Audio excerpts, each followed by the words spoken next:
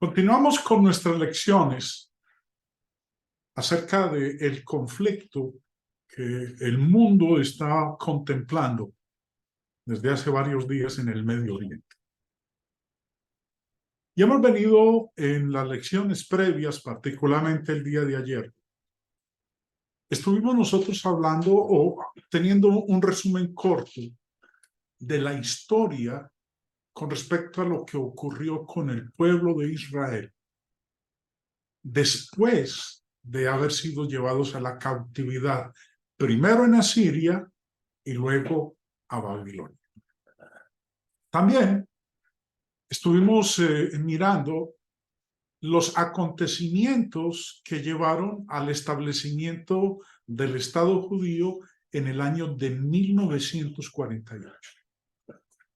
Y finalmente, en la lección de ayer, hablamos también de que el Estado de Israel, el moderno Estado de Israel, no es la nación bíblica de la cual leemos nosotros en el Antiguo Testamento. Vamos a continuar hoy con esta temática. Y en la lección de hoy vamos a hablar de los problemas relacionados con el templo. Sabemos, y es claro para nosotros, que los romanos destruyeron el templo de Jerusalén en el año 70 después de Cristo.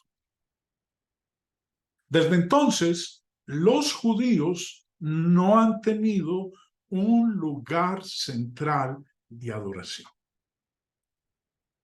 Cuando se formó el Estado de Israel en 1948, el único vestigio del templo era el muro occidental, o como se conoce comúnmente, el muro de las lamentaciones.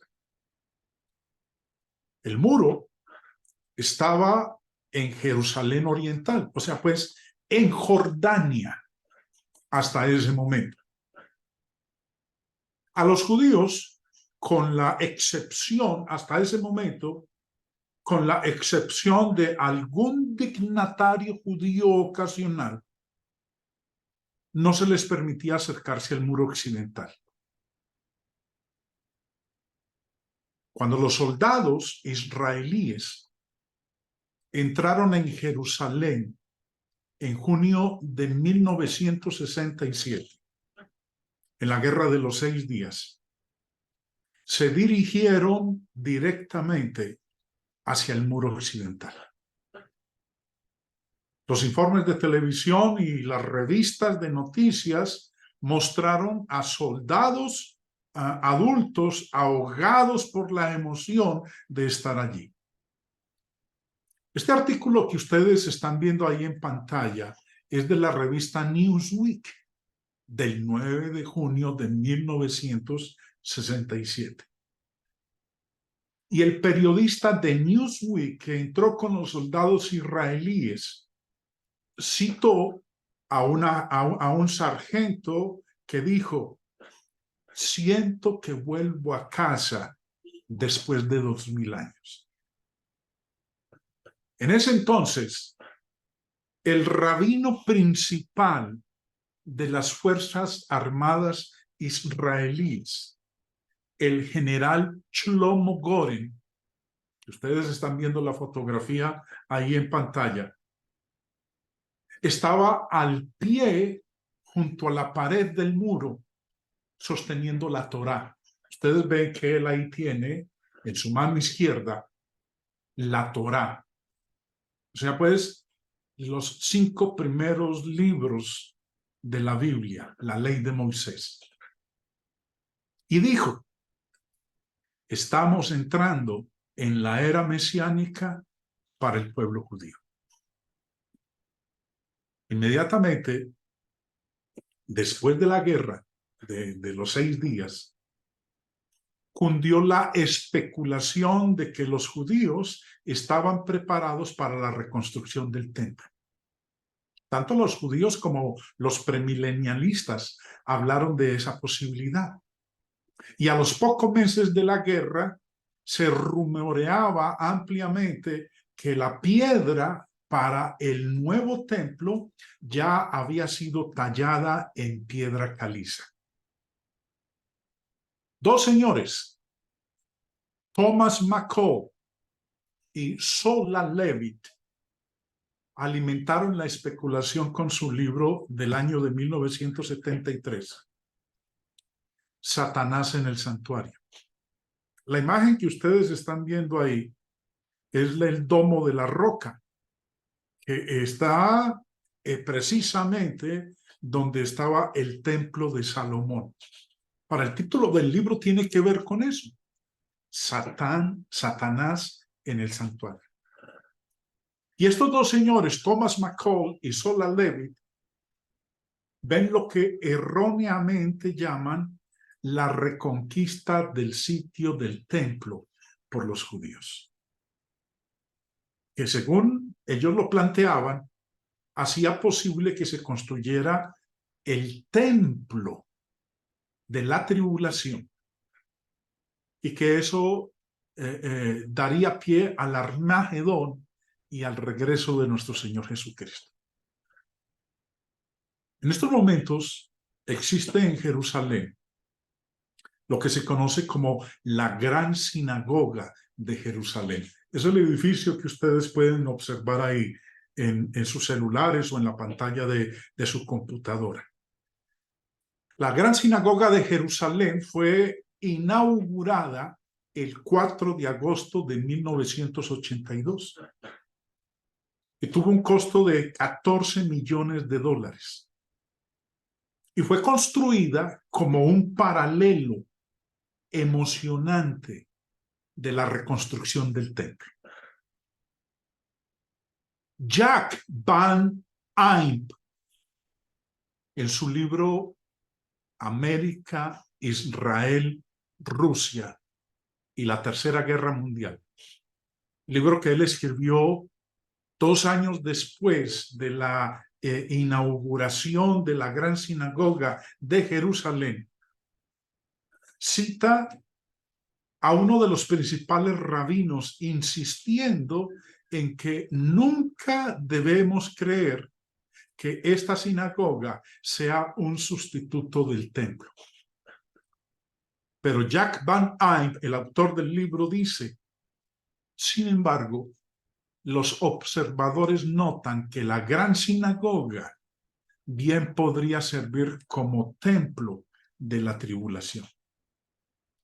Y también agregó en su libro que fácilmente se podría construir en esa sinagoga un altar de sacrificios. Esta gran sinagoga está ubicada a más de 1 kilómetro del sitio del templo. Ahora, decimos del sitio del templo porque ahí está la explanada donde estaba el templo que fue destruido por los romanos.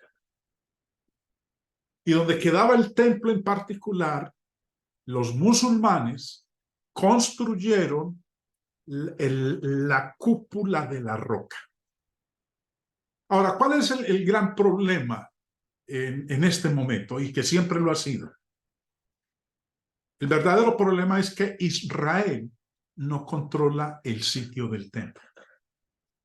Como dije hace un momento, allí se encuentra la mezquita musulmana, la cúpula de la roca.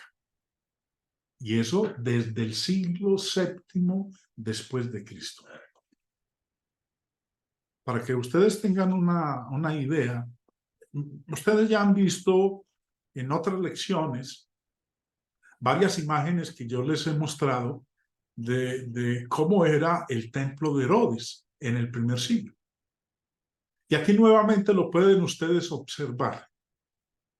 Ahora, está superpuesto el dibujo y debajo ustedes pueden ver la cúpula de la roca, la mezquita musulmana que fue levantada en el monte del templo.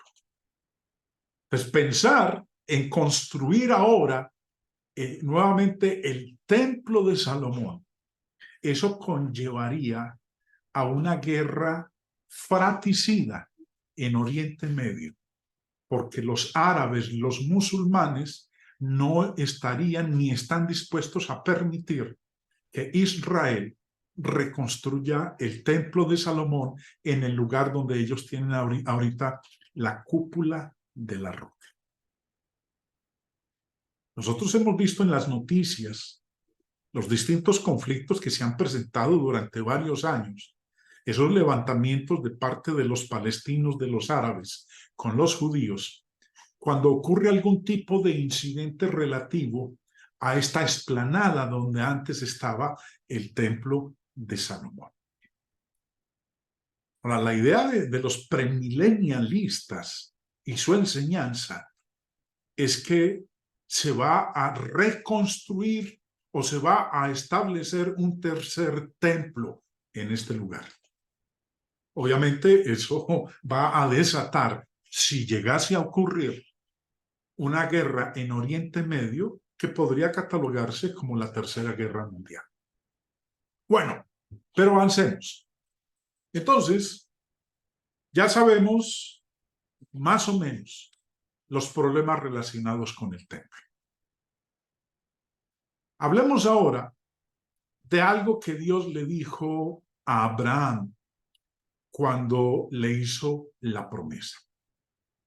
Y fue que esa tierra sería una posesión perpetua para el pueblo de Israel, para sus descendientes.